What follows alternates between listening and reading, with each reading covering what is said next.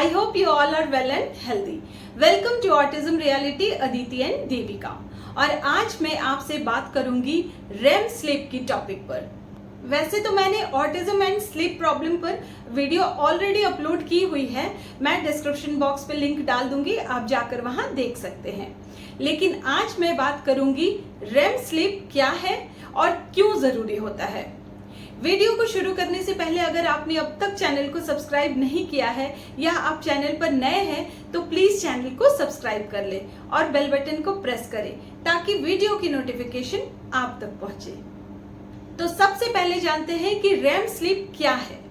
REM sleep यानी rapid eye movement sleep, और ये रेम स्लीप सोने के फेज का दूसरा पार्ट होता है।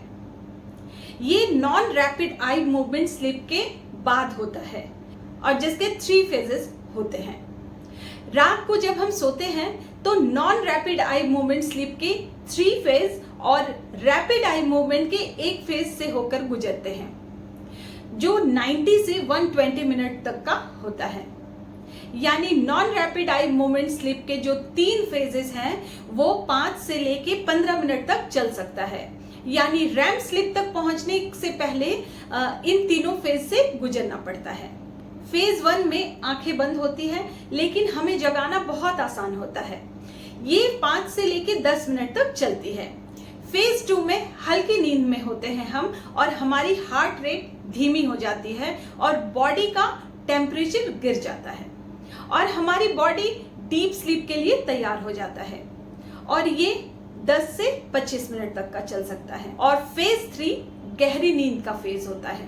इस फेज के दौरान हमें जगाना कठिन होता है, और इसी फेज में बॉडी टिश्यूज को रिपेयर करता है, बोन और मसल्स का निर्माण करता है और इम्यून सिस्टम को स्ट्रॉन्ग करता है। और इन 3 फेजेस को क्रॉस करने के बाद ही रैपिड आई मूवमेंट स्लीप के एक फेज से गुजरते हैं हम। रेम स्लीप के दौरान हमारा ब्रेन बहुत एक्टिव होता है, जितना कि हमारे जागते समय होता है, और इस समय ब्राइट ड्रीम्स आ सकते हैं जिसमें कुछ मसल्स टेम्पररी पैरालाइज्ड हो जाता है, और जिसकी वजह से हम सपने में हिल तक नहीं सकते, ना ही कोई एक्टिविटी कर सकते हैं। यानी जिस फेज में सबसे ज्यादा सपने आते हैं उसे रेम स्लीप कहते हैं। तो आइए अब जानते हैं कि हमें रेम स्लीप की आवश्यकता क्यों होती है। रेम स्लीप हमारे एनर्जी कंजर्वेशन के लिए, हेल्दी ब्रेन फंक्शन के लिए, हेल्दी इम्यून सिस्टम के लिए, ग्रोथ एंड रिकवरी के लिए, इमोशनल वेलबींग के लिए जरूरी होता है। इसके अलावा रेम स्लीप हमें क्रिएटिव तरीके से सोचने और चीजों को याद रखने में मदद करती है। इसके अलावा हमारे मेमोरीज को पढ़ने और स्टोर करने का भी काम करती है, और हमारी बॉडी को रेम स्लीप की दिन में 20 से 25% तक की जरूरत पड़ती है। तो आइए अब जानते हैं कि रेम स्लीप की कमी से क्या होता है। रेम स्लीप की कमी हमारी बॉडी पर नेगेटिव इम्पैक्ट छोड़ सकती है, क्योंकि अगर हमारे बच्चे को लंबे समय तक रेम स्लीप नहीं मिली तो बहुत सारी समस्याएं पैदा हो सकती है, जैसे anxiety, depression, week immune system, weight gain करना, मेमोरी लॉस होना और थकान जैसी प्रॉब्लम आ सकती है। फ्रेंड्स, बहुत से पेरेंट्स का कहना है कि डीप स्लीप और रेम स्लीप में कौन सा बेटर होता है। तो फ्रेंड्स, रेम स्लीप और डीप स्लीप दोनों ही स्लीप साइकिल के इंपॉर्टेंट फेज है। डीप स्लीप फिजिकल रेस्टोरेशन के लिए इंपॉर्टेंट है, जबकि रेम स्लीप कॉग्निटिव और इमोशनल प्रोसेसिंग के लिए इंपॉर्टेंट है। इसलिए एक हेल्दी स्लीप पैटर्न के लिए रेम स्लीप और डीप स्लीप दोनों की जरूरत होती है। यदि हम 7 से 8 घंटे सोते हैं तो उसमें 90 मिनट रेम स्लीप होनी चाहिए। फ्रेंड्स, ऑटिज्म और ADHD के बच्चों में नींद की कमी होती है, उनका स्लीपिंग साइकिल बहुत खराब होता है, जिसकी वजह से पूरा घर सफर करता है। फ्रेंड्स, हमारे ब्रेन में होने वाला नेचुरल हार्मोन मेलाटोनिन हमें सोने में हेल्प करता है, और ऑटिज्म में इस हार्मोन की कमी होती है।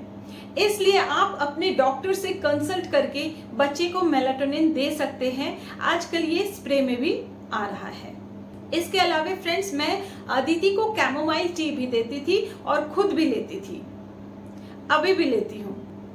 कैमोमाइल टी में फ्लेवोनॉइड कंपाउंड पाया जाता है जो नींद ना आने की समस्या को दूर करता है। फ्रेंड्स, मैं ऑटिज्म और स्लीप प्रॉब्लम की वीडियो ऑलरेडी अपलोड की हुई हूँ, उसमें मैंने कैमोमाइल टी के बारे में बताया है।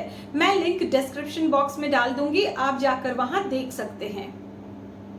इसके अलावा आप एप्सम सॉल्ट बाथ भी बच्चे को दे सकते हैं। एप्सम सॉल्ट बाथ की भी वीडियो मैंने अपलोड की हुई है, मैं डिस्क्रिप्शन बॉक्स में लिंक डाल दूंगी, आप जाकर वहां देख सकते हैं।